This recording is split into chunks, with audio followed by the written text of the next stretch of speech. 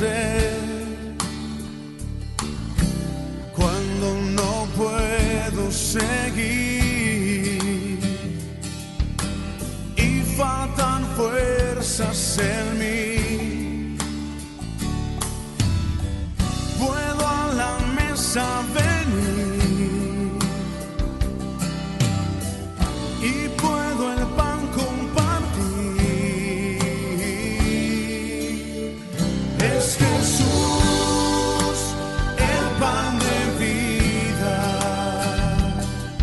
el maná de mi desierto, mi energía, mi sustento. Es Jesús el pan de vida, mi necesidad primera, y sin ti yo nada fuera, porque Jesús es pan de vida eterna.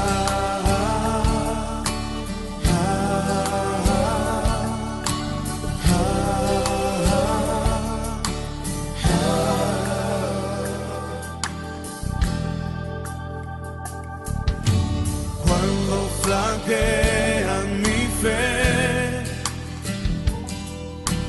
y siento desfallecer, cuando no puedo seguir y faltan fuerzas en mí, puedo a la mesa venir y puedo el pan compartir. Es Jesús el pan de vida, el maná de mi deseo, mi energía, mi sustento. Es Jesús el pan de vida, mi necesidad primera, y sin ti yo nada fuera, porque Jesús es pan de vida eterna.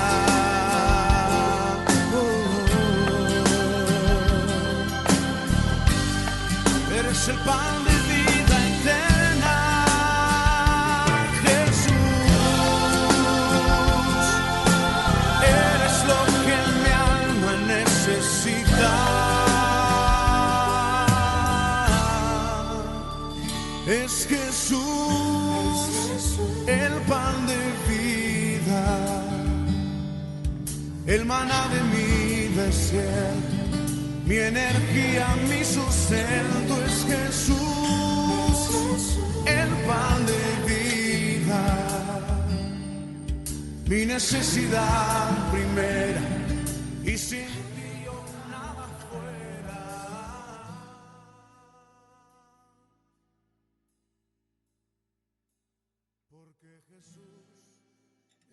Cordial saludo, muy buena tarde, saludo, Dios les bendiga a todos. Estamos una vez más aquí en el Café de la Tarde y Pan de Vida, las enseñanzas de Jesús. Como siempre, como todas las tardes, gozándonos con la palabra del Señor, aprendiendo de ella, avanzando en el conocimiento de ella, estudiando con mucha objetividad, tratando de entender el texto sagrado. Oremos al Señor y démosle gracias por este momento y por la vida de cada uno de ustedes que ya están allí conectados y todos los que se conectarán en el transcurso de esta transmisión y los que verán también la transmisión después de este en vivo. Padre, te adoramos en esta hora, te damos gracias, Señor. Nos presentamos delante de ti en adoración, reconociéndote como único Señor y soberano de nuestras vidas y nuestro Salvador personal. En ti hemos confiado y en ti descansamos seguros, sabiendo que el que inició la obra en nosotros la perfeccionará hasta el día de su venida. Gracias por este buen momento, gracias por este programa y gracias por cada persona que escucha las Escrituras. Ahora, Señor, queremos escuchar palabra de Dios, palabra revelada, palabra que viene del cielo, y no palabra humana, ni pensamientos, ni filosofías humanos. Te pedimos, Señor, que el Espíritu de verdad nos guíe a toda verdad. Que abra nuestros ojos espirituales, Señor, y nuestros oídos estén atentos para todo lo que tengas para comunicarnos, Padre. Nos encomendamos en tus manos en el nombre de nuestro Señor Jesús. Amén y amén. Gloria al Señor. Nos gozamos en la salvación que Dios nos ha dado, en todas sus bondades y en todas las cosas que hace por nosotros. Vamos a leer la palabra del Señor. Seguimos mirando la carta de Pablo a los Colosenses y vamos a ubicarnos a partir del capítulo 2, que estamos allí, y vamos a mirar desde el versículo 11 en adelante. Voy a ir leyendo por versículos y luego voy a hacer algunos énfasis en lo que el Señor me permita de cada uno de estos versículos. Dice el versículo 11, voy a leer en la Nueva Traducción Viviente. Cuando ustedes llegaron a Cristo, fueron circuncidados, pero no mediante un procedimiento corporal. Cristo llevó a cabo una circuncisión espiritual, es decir, les quitó la naturaleza pecaminosa. Pues ustedes fueron sepultados con Cristo cuando se bautizaron y con Él también fueron resucitados para vivir una vida nueva debido a que confiaron en el gran poder de Dios, quien levantó a Cristo de los muertos. Esta primera instancia quiero aprovechar para mencionar el elemento de la circuncisión. Porque cuando Dios escogió a Abraham para hacer de él su pueblo y por medio de él bendecir a las familias de la tierra, el Señor hizo un pacto con Abraham acerca de y le ordenó a Abraham que su descendencia debería circuncidarse. Luego encontramos que en la ley, cuando Moisés establece la Torá, las instrucciones del Señor, Moisés reglamenta la circuncisión para todo el pueblo hebreo. Pero eso comenzó a generar un debate, ¿verdad? Con respecto a los extranjeros, la Torá dice que se deben circuncidar, pero llega el momento de la predicación del Evangelio de Cristo a las naciones y no se sabía qué hacer con la circuncisión. No se sabía qué hacer con la circuncisión y había allí un asunto entre si se deben circuncidar o no se deben circuncidar. Y entonces encontramos la palabra de Dios en el libro de los Hechos, que se reúnen los apóstoles en Jerusalén, se reúnen con Pablo, se reúnen con Bernabé, ellos dan un informe acerca de cómo el Evangelio está llegando a todas partes del mundo, ¿verdad? Pero ahí está la discusión con los judíos, y está la discusión con los gentiles, si deben o no circuncidarse y qué tienen que hacer. Y es bien interesante porque este es un pasaje que debemos tener en cuenta. Voy a mirar si lo podemos leer a cada momento y pensar un tanto en todo lo que sucedió en ese concilio. Voy a leer la palabra de Dios en el libro de los Hechos, capítulo 15. Acompáñeme por favor desde casa. Y vamos a mirar algunos detalles allí. Hechos capítulo 15. Dice la palabra: cuando Pablo y Bernabé estaban en Antioquía de Siria, llegaron unos hombres de Judea y comenzaron a enseñarles a los creyentes. Decían: a menos que se circunciden, como exige la ley de Moisés, no podrán ser salvos. Tremendo eso. Pablo y Bernabé no estaban de acuerdo con ellos y discutieron con vehemencia. Finalmente la iglesia decidió enviar a Pablo y a Bernabé a Jerusalén junto con algunos creyentes del lugar para que hablaran con los apóstoles y con los ancianos sobre esta cuestión.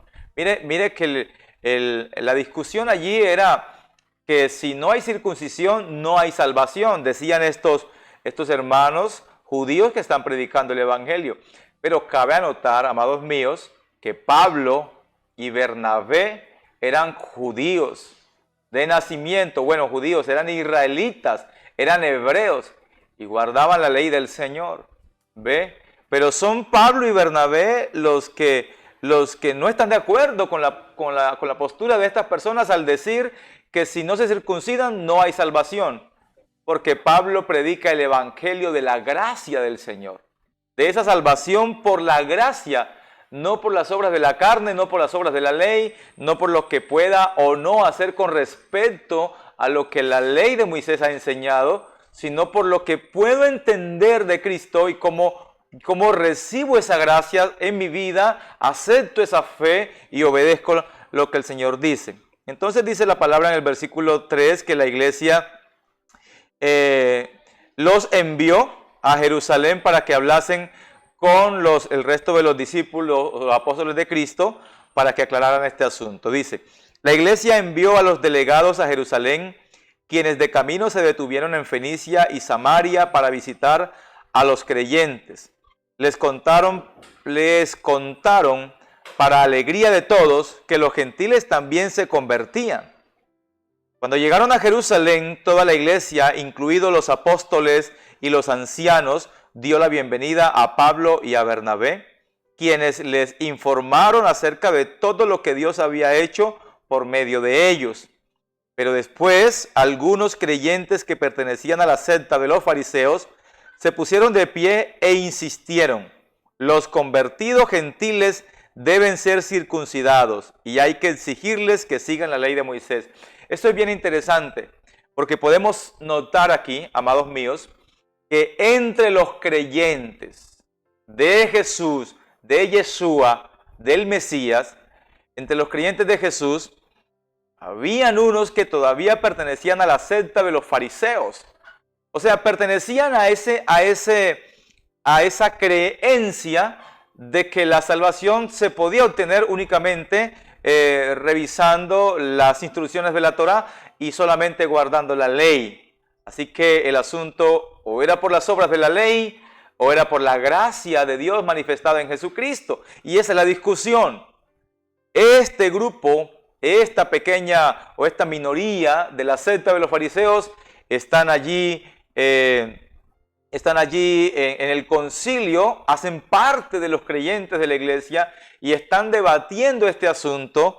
Y dice la palabra del Señor que ellos comenzaron a decir: los convertidos gentiles deben ser circuncidados y hay que exigirles que sigan la ley de Moisés.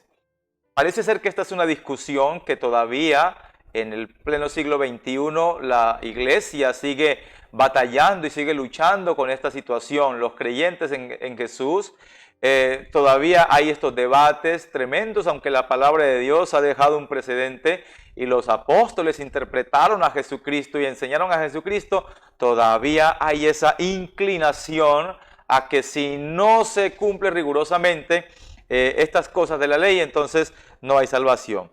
Miremos el versículo 6, dice: así que los apóstoles y los ancianos se reunieron para resolver este asunto.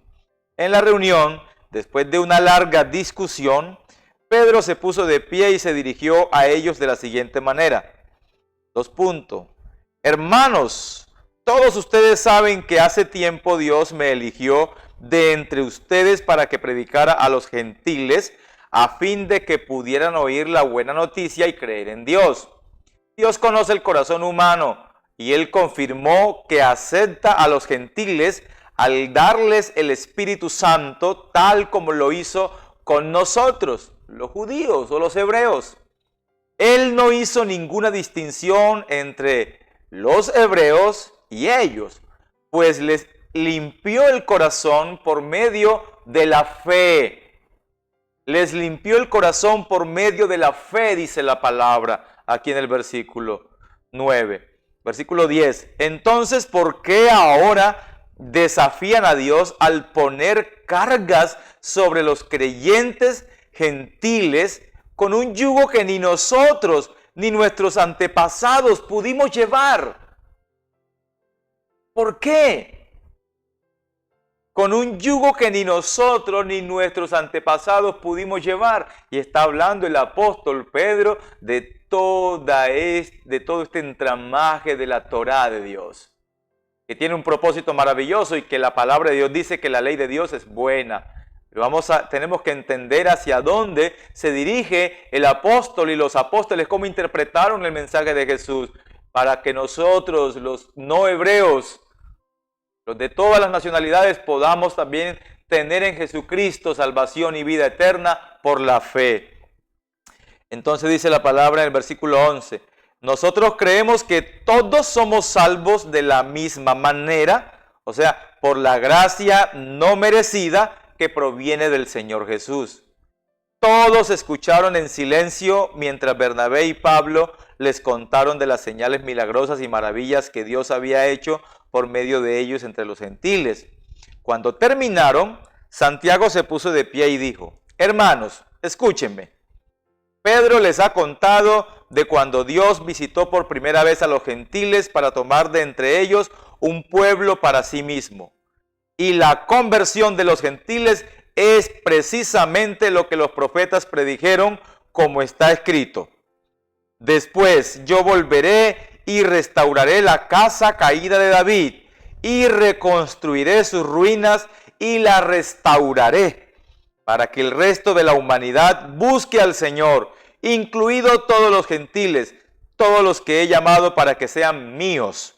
El Señor ha hablado, aquel que hizo que estas cosas se dieran a conocer desde hace mucho. Entonces el apóstol Santiago, que parece ser es el líder de todo este concilio, el que dirige este concilio de apóstoles benditos del Señor, toma la vocería, ¿verdad? Y anuncia una profecía que ya había sido dada, una provisión desde el Antiguo Testamento que el Señor dejó previendo, sabiendo que en Abraham serían benditas todas las naciones de la tierra. Por eso le dio la promesa a Abraham, dice Gálatas capítulo 3, versículo 17. Y esa promesa fue dada a Abraham, nos alcanzó a nosotros. Dios dejó la provisión. Así que lo que el apóstol está haciendo aquí es esclarecer para que no haya duda con respecto a esa obra del Señor Todopoderoso en la vida de nosotros, los que no somos hebreos, los que llegaríamos después, los que seríamos injertados al olivo que es Cristo.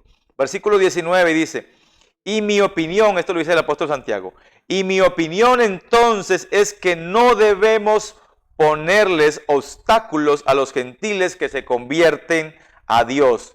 Al contrario, deberíamos escribirles y decirles que se abstengan de comer alimentos ofrecidos a ídolos, de inmoralidad sexual, de comer carne de animales estrangulados y de consumir sangre.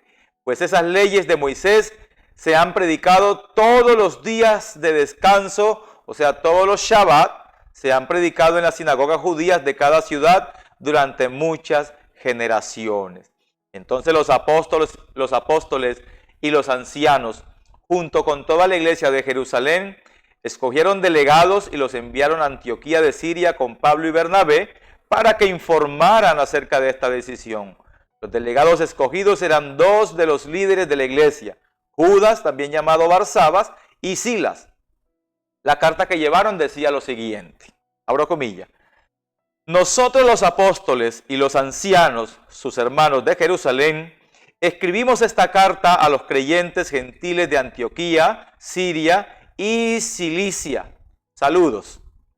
Tenemos entendido que unos hombres de aquí los han perturbado e inquietado con su enseñanza, pero nosotros no los enviamos. Así que decidimos, después de llegar a un acuerdo unánime, enviarles representantes oficiales junto con nuestros amados Bernabé y Pablo, quienes han arriesgado la vida por el nombre de nuestro Señor Jesucristo. Les enviamos a Judas y a Silas para confirmar lo que hemos decidido con relación a la pregunta de ustedes, pues nos pareció bien al Espíritu Santo, ojo con esto que es muy importante, porque ellos no actuaron presuntuosamente, no actuaron de acuerdo a su imaginación, sino que actuaron guiados por la directriz del Espíritu Santo. Esto es muy importante tenerlo en cuenta. Dice, pues nos pareció bien al Espíritu Santo y a nosotros no imponer sobre ustedes una carga mayor que estos requisitos. 2 puntos. ¿Cuáles son? Deben abstenerse de comer alimentos ofrecidos a ídolos, de consumir sangre o la carne de animales estrangulados y de inmoralidad sexual. Si hacen esto, harán bien. Adiós, chao. ¿Qué están diciendo ellos? No es que esto va a determinar la salvación. Realmente están predicando que la salvación es por la gracia o por la fe y la gracia que el Señor nos ha dado. Pero está diciendo que los que son salvados deben guardarse para el Señor y no deben comer sangre, ni deben comer animales ofrecidos a ídolos, ni animales estrangulados, ¿verdad? Y ni inmoralidad sexual.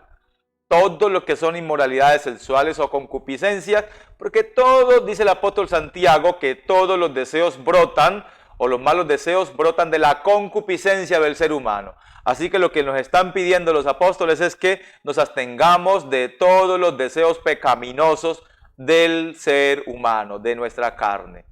Nos daremos cuenta, amados míos, que eso es vivir en santidad, que eso tiene que ver con la santidad. Porque al tener el Espíritu Santo en nuestras vidas y que Él está haciendo la obra, entonces nos damos cuenta cómo el Señor actúa y estas cosas el Señor les pone freno.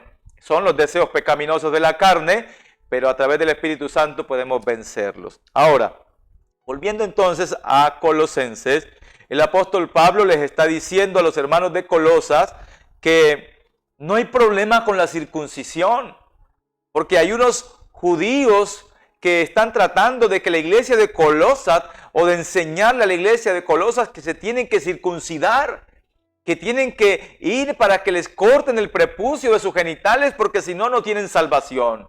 Pablo les está diciendo, señores, quiero que entiendan el propósito de la circuncisión.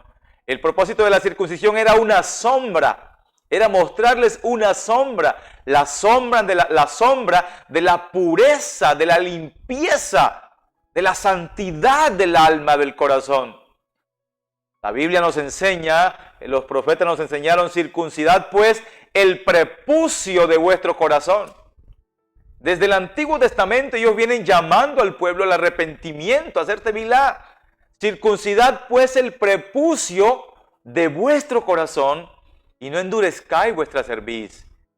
No nos tenemos que llenar de soberbia pensando que son los mandamientos los que nos van a llevar a la salvación o a la vida eterna. Pablo está tratando de explicarle a los hermanos que esto era una sombra de lo verdadero, de lo real. Y lo vamos a ver más adelante en la medida en que avancemos en esta lectura de la carta a los Colosenses, que nos traen una gran realidad.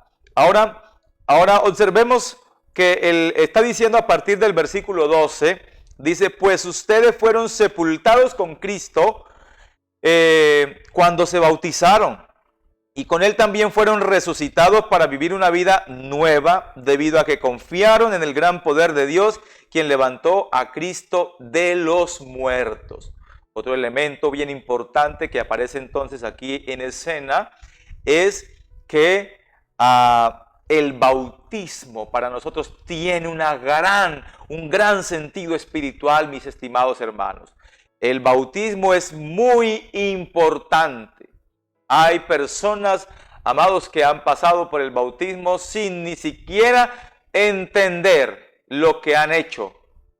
Pero la Biblia nos enseña, y en el libro de Romanos capítulo 6 también nos enseña acerca de ese bautismo. Porque hemos muerto con Cristo. Es una figura. Pero en el sentido espiritual tiene una connotación extraordinaria. Esa es nuestra circuncisión. La circuncisión del creyente, el apóstol Pablo está diciendo, es el bautismo. Cuando nos bautizamos nosotros, al ser sumergidos en el agua, estamos muriendo, hermanos, a esa vida pasada. Estamos siendo sepultados con Cristo allí en la inmersión en el agua. Todo nuestro pasado quedó atrás. todas nuestras actitudes, todos nuestros errores, nuestras faltas, nuestras equivocaciones, todos nuestros pecados y nuestra vida pasada quedó atrás. Fue lo que el Señor trató de hacer entenderle al pueblo, y el apóstol Pablo lo explicó en 1 Corintios capítulo 10. Les dice: no quiero, hermanos, que ignoren que todos en Moisés fueron bautizados, todos en la nube fueron bautizados, y todos al pasar el mar fueron bautizados. Todo ese pueblo que salió de Egipto, cuando cruzó el mar Rojo, fueron bautizados allí en el mar. La vida egipcia quedó atrás. Sin embargo, usted encuentra en esa travesía del pueblo por el desierto que muchos de ellos vivían añorando la vida de Egipto. Eso parece que pasa hoy en el contexto de la iglesia. Hemos recibido a Cristo en el corazón, hemos sido llamados para ser salvos y hemos sido bautizados. Pero muchos cristianos siguen anhelando la vida del mundo, la vida de Egipto, que debió haber quedado atrás, pero sigue todavía aquí en el subconsciente de la vida del creyente, y vive anhelando sus deleites, sus placeres, vive anhelando su vida, aunque allá eran esclavos.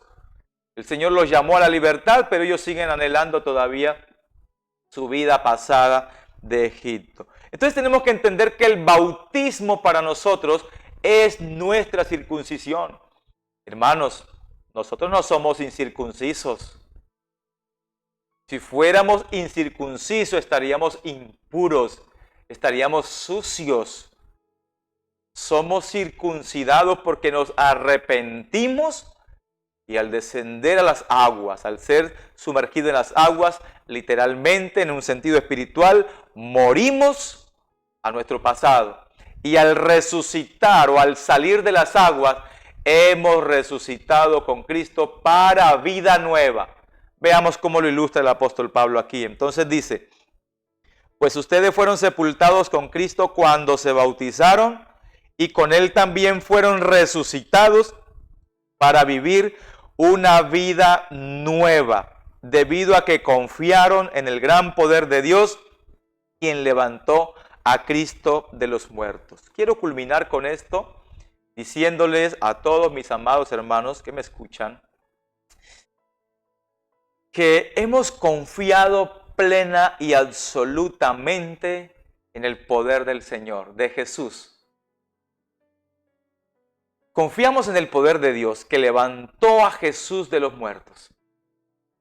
Nosotros confiamos que ese poder de Dios actúa en nosotros. Eso significa que si vivimos, vivimos confiados en el poder de Dios. Y si morimos en la carne, físicamente, morimos confiados en el poder de Dios, que dijo el Señor Jesucristo que Él nos resucitará en su día. Cuando Él venga por su pueblo, todos los que hayan muerto en Cristo Jesús serán resucitados por el poder de Dios. Esa es la confianza. Así que, mis amados, la conclusión de esto es que nos sintamos confiados en la obra redentora del Señor Jesús. No somos incircuncisos, así que tú no tienes que ir a cortar el prepucio de tus genitales, porque eso era una sombra de lo verdadero. Somos circuncisos porque hemos sido bautizados con Cristo y hemos creído en el poder de Dios y confiamos en el poder de Dios para salvación. Creemos que nuestra salvación reposa en las manos de Jesús y no en las nuestras, que Él es nuestro Salvador. Así que, mi amigo, te animo a que confíes en la obra redentora del Señor, que escuches su palabra, que lo obedezcas, porque Él es poderoso para llevar ese depósito que tú has depositado en Él, para llevarlo a feliz término. Un abrazo enorme a todos. Un poderoso Dios te bendiga. Padre, muchísimas gracias por este buen momento y por esta buena palabra. Que cada corazón sea edificado y que podamos meditar en estas enseñanzas y nos dé confianza para seguir adelante. Amén. Iglesia, que Jehová te bendiga y te guarde. Que Jehová haga resplandecer su rostro sobre ti y tenga de ti misericordia. Que Jehová alce sobre ti su rostro y ponga en ti paz. y la gracia de nuestro Señor Jesucristo sea con todos nosotros. Amén y amén. Dios nos bendiga. Si es la voluntad del Señor, nos veremos mañana aquí una vez más en el Café de la Tarde y Pan de Vida, las enseñanzas de Jesús. Chao, chao.